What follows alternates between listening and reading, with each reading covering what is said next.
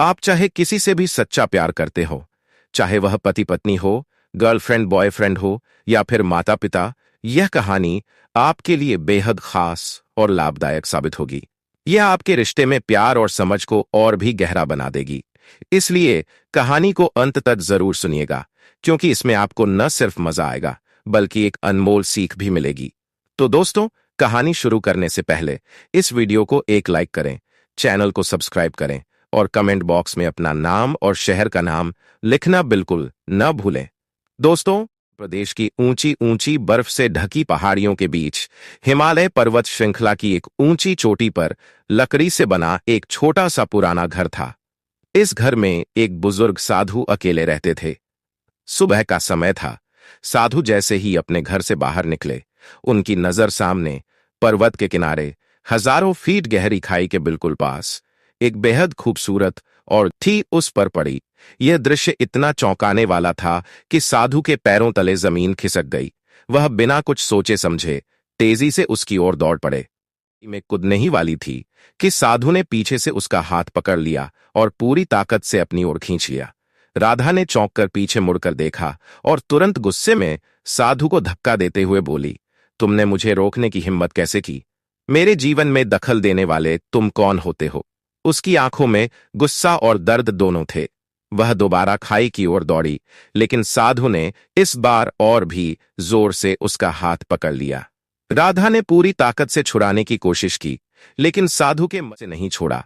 साधु ने शांत और नरम आवाज में कहा, रुको, आखिर कर क्या रही हो? मुझे बताओ, शायद मैं तुम्हारी मदद कर सकूं। राधा की आंखों से आंसू बह निकले। वह धीमी आवाज में बोली, तुम मेरी क्या मदद करोगे? मेरा पति अर्जुन कई दिनों से लापता है। उसे ढूंढने और बचाने वाला कोई नहीं। ऊपर से मेरे अपने घर वालों ने भी मुझे घर से निकाल दिया है। मेरे पास न कोई ठिकाना है, न कोई सहारा। साधु ने उसे कुछ पल तक चुपचाप देखा, जैसे उसके मन में कोई निर्णय बन रहा हो। फिर उसने धीरे से उसका हाथ पकड़ा और बोला, आओ मेरे साथ चलो। राधा चौंक कर बोली, कहाँ? साधु ने बस इतना कहा, आओ। तो राधा का हाथ पकड़े हुए पर्वतों के टेढ़े मेढ़े रास्तों पर आगे बढ़ने लगा। राधा बार बार पूछती रही, मेरा हाथ छोड़ो, तुम मुझे कहाँ ले जा रहे हो? बताओ तो सही। लेकिन साधु बिना कुछ कहे शांत कदमों से चलता रहा। कुछ देर बाद वे उसके छोटे लकड़ी के घर के दरवाजे तक पहुंच गए। साधु ने दरवाजा खोला और राधा को अंदर ले गया। राधा ने चारों तरफ नजर दौड़ाई। घर बहुत साधारण था। अंदर लकड़ी की खुशबू थी और कोने में एक पुराना बिस्तर रखा था। यह कौन सी जगह है? यह किसका घर है? तुम मुझे यहां क्यों लाए हो? राधा ने आशंकित होकर पूछा। साधु ने उसका हाथ छोड़ा, दरवाजा बंद किया और अंदर से कुंडी लगा दी। राधा का चेहरा डर से सफेद पड़ गया। ये क्या कर रहे हो? दरवाजा क्यों बंद किया? मुझे यहां क्यों लाए हो? बोलते क्यों नहीं? साधु चुपचाप उसे देखता रहा। फिर अचानक दरवाजा खोला और बाहर से भी कुंडी लगा दी। राधा ने घबराकर दरवाजा पीटना शुरू कर दिया। मुझे यहां बंद क्यों किया? कहां जा रहे हो? लेकिन साधु एक शब्द बोले बिना दूर पहाड़ों की ओर चढ़ गया। दिन ढल गया और रात हो गई। घर के भीतर सन्नाटा था। राधा थककर जमीन पर बैठ गई। बाहर तेज ठंडी हवा चल रही थी। अचानक दरवाजा खुला और साधु अंदर आया। तुमने मुझे यहां क्यों बंद कर दिया? दिन भर कहां चले जाते हो? राधा ने गुस्से में कहा। साधु ने शांत स्वर में जवाब दिया, डरो मत, इस घर को अपना ही घर समझो। अब से तुम मेरे पास रहो। तुम्हें कहीं और जाने की जरूरत नहीं है। उसकी आंखों में एक अजीब चमक थी, जैसे उसके मन में कोई गुप्त विचार चल रहा हो। राधा ने धीरे से कहा, मैं तुम्हारे साथ कैसे रह सकती हूं? मेरे अपने ही मुझे छोड़ चुके हैं। तुम मुझ पर इतनी दया क्यों कर रहे हो? साधु ने कोमलता से बातें कर उसे विश्वास दिला दिया। टूटी हुई, निराश और बेघर राधा ने वहीं रुकने का फैसला कर लिया। साधु ने एक पुरानी खाट की ओर इशारा किया, यहां सो जाओ। राधा लेट गई और साधु अपने बिस्तर पर लेट गया, लेकिन उसकी आंखों में नींद नहीं थी। वह सारी रात राधा के बारे में सोचता रहा। कितनी सुंदर है, कितनी मासूम और कितनी टूटी हुई। सुबह हुई तो साधु चुपचाप राधा के पास गया और देर तक उसे निहारता रहा। अचानक राधा की आंख खुली तो साधु जल्दी से संभल गया। तभी राधा बोली, क्या हुआ? आप यहां क्यों आए हैं? तो साधु बोला, सुबह हो गई है, उठो। फिर साधु बाहर गया, दरवाजे को बाहर से कुंडी लगाई और चला गया। राधा ने घबराकर दरवाजा पीटा। अब क्यों बंद कर दिया? ये सब क्या हो रहा है? लेकिन कोई जवाब नहीं आया। शाम को दरवाजा खुला। राधा ने गुस्से में कहा, तुम यह क्या कर रहे हो? दिन भर मुझे कैद करके चले जाते हो और कुछ बताते भी नहीं। साधु बस बोला, एक काम अधूरा था, उसे निपटाने गया था। कौन सा काम? तभी साधु बोला, अब रात हो गई है, सो जाओ। उसने बात टाल दी। रात में साधु उठकर राधा के पास आया। उसके चेहरे को देर तक देखा, फिर कुछ मंत्र पढ़े और उस पर फूंक मारी। जैसे ही राधा ने करवट बदली, वह वापस अपने बिस्तर पर चला गया और धीरे से मन ही मन बोला, कल इसे पर्वत के ऊपर ले जाना होगा, वहीं मेरा उद्देश्य पूरा होगा। सुबह होते ही उसने राधा को जगाया, चलो आज पर्वतों पर घूमने चलते हैं। राधा कुछ कह पाती, इससे पहले ही वह उसका हाथ पकड़कर ऊपर की ओर चल पड़ा। कई घंटे चलने के बाद वे उसी ऊंची चोटी पर पहुंचे जहां पहले राधा कूदने वाली थी। साधु ने कहा, तुम यहां जरा लेट जाओ, मैं अभी आता हूं। कहां जा रहे हो और मुझे यहां लेटने को क्यों कह रहे हो? राधा ने पूछा, तुम थकी होगी, बस आराम कर लो। हाथ पैर सीधे करके लेट जाओ। हाथ पैर सीधे करके लेट जाओ। राधा को उसकी बातें अजीब लगीं, लेकिन वह डरते डरते लेट गई। अब आंखें बंद करो, साधु बोला। क्यों? कह रहा हूं ना, बस बंद करो। राधा को समझ नहीं आया कि यह सब क्या हो रहा है, फिर भी उसने धीरे धीरे अपनी आंखें बंद कर ली। साधु धीरे धीरे राधा के पास आया और उसके एकदम करीब बैठ गया। उसके चेहरे पर एक अजीब सी गंभीरता थी, मानो वह किसी गहरी सोच में डूबा हो। उसकी आंखें राधा के चेहरे पर टिक गईं, जैसे वह उसकी आंखों के पीछे छिपी किसी अनकही बात को पढ़ने की कोशिश कर रहा हो। वह काफी देर तक ऐसे ही उसे देखता रहा। फिर उसने धीमे स्वर में कुछ रहस्यमयी मंत्र पढ़े। मंत्र पूरा होने के बाद उसने धीरे से राधा पर फूंक मारी। राधा अब भी आंखें बंद किए पड़ी थी। उसका चेहरा शांत था, लेकिन उसके भीतर हल्की सी बेचैनी जरूर थी। साधु धीरे धीरे उठ खड़ा हुआ और दबे पांव चुपचाप वहां से उतरने लगा। वह सावधानी से पत्थरों और झाड़ियों के बीच से होकर पर्वत से नीचे उतरा। घर पहुंचने पर उसने लंबी सांस ली और अपने बिस्तर पर लेट गया, जैसे किसी भारी काम के बाद थकान से भर गया हो। कुछ समय बीतने के बाद राधा को अचानक एहसास हुआ कि अब कोई भी आवाज आसपास नहीं आ रही है, न मंत्रोच्चार की, न किसी के कदमों की। उसने धीरे धीरे आंखें खोलीं और चारों ओर नजर दौड़ाई। उसके आसपास सिर्फ गहरी खामोशी और ठंडी हवा थी। उसने आवाज लगाई, साधु जी। फिर एक और बार ऊंची आवाज में पुकारा, लेकिन कोई जवाब नहीं आया। राधा का मन अचानक घबराने लगा। वह पर्वत की चोटी पर अकेली बैठी रह गई। ज्यों-ज्यों समय बीतता गया, आसमान का रंग बदलने लगा। सूरज ढल रहा था और पहाड़ों के पीछे का आकाश गहरे नीले से धीरे धीरे कालेपन में ढलने लगा।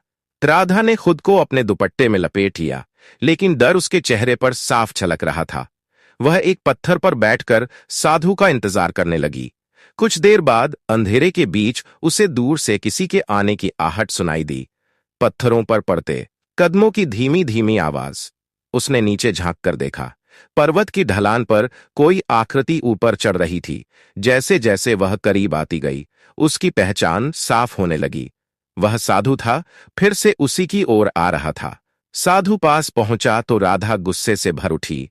उसकी आवाज कांप रही थी, लेकिन उसमें रोष भी था। यह तुम क्या कर रहे हो? कभी मुझे घर में बंद कर देते हो, कभी यहां पर्वत पर लाकर जमीन पर लिटा देते हो। आखिर यह सब क्यों कर रहे हो? तुम मुझे बताते क्यों नहीं? साधु ने कोई उत्तर नहीं दिया। उसकी आंखों में न गुस्सा था, न बेचैनी, बस एक स्थिर सी चुप्पी। उसने राधा का हाथ थाम लिया और बिना कुछ कहे उसे वापस घर की ओर ले चला। रास्ता लंबा और अंधेरा था, पर साधु के कदम थमे नहीं। घर पहुंचकर उसने कहा, जाओ, अपने बिस्तर पर लेट जाओ। राधा चुपचाप अपने बिस्तर पर लेट गई, लेकिन नींद उससे कोसों दूर थी।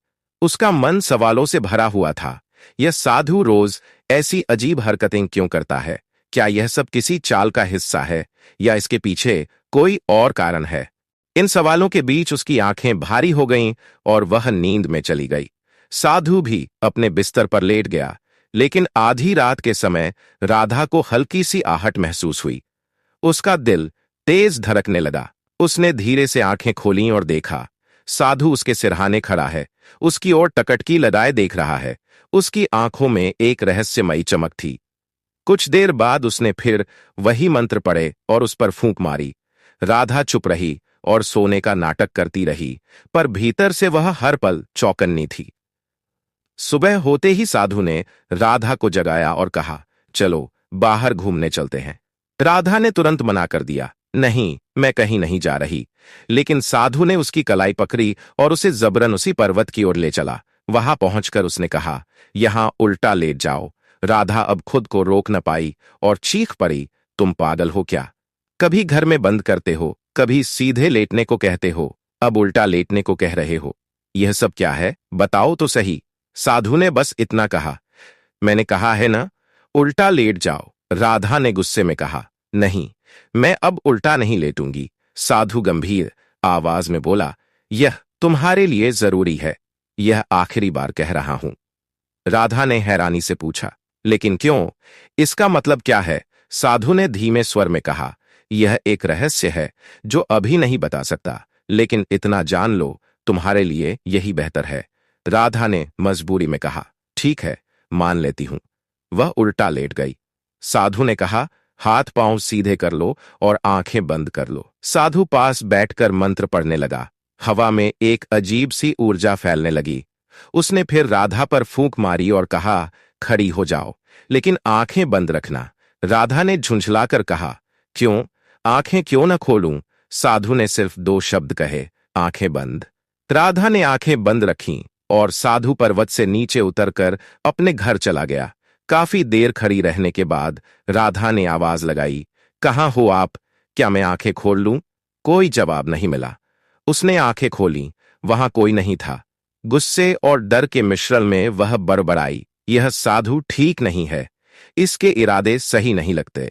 वह वहीं बैठकर रात होने तक इंतजार करती रही। रात के सन्नाटे में साधु फिर आया। राधा ने उसे देखते ही कहा, तुम फिर मुझे छोड़कर चले गए थे, ये सब क्यों कर रहे हो? साधु ने उसकी आंखों में देखा और कहा, 2 दिन मैंने यहां बिताए, 2 दिन तुमने। अब आखिरी रात है जो हमें साथ में बितानी होगी। राधा हैरानी से बोली, क्यों? और यह आखिरी रात क्या है?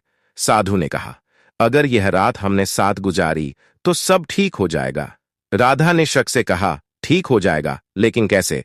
साधु बस इतना बोला, एक रात साथ रह लो, सब साफ हो जाएगा। राधा ने मजबूरी में हामी भरी और कहा, ठीक है, लेकिन सुबह मैं तुम्हारा घर छोड़ दूंगी। साधु ने धीमे से मुस्कुराकर कहा, अगर यह रात तुमने मेरे साथ गुजार ली तो तुम खुद जाने का विचार छोड़ दोगी।